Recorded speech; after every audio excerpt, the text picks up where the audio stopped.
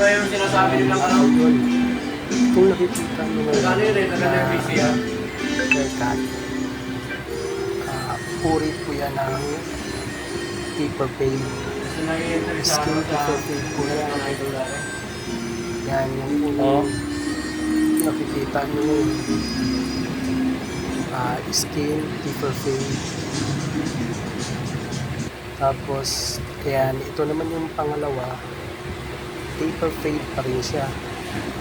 Tingnan mo yung pagkakaiba nila kasi ito galing sa mid fade, mataas.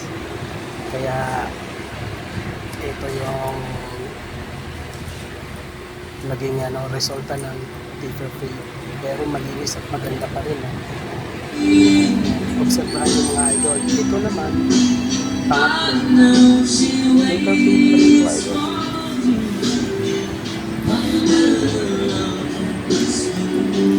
Galing din siya sa barbers, tapos pinahaba niya. Ayan, gusto niya magkaroon na masubukan yung taper fade. Ayan, ginawa ko na. Malinis na ito. Ito naman, idol, taper fade pa rin ito. Kaya lang, ang pagkakaiba, nakakrop top yung taas.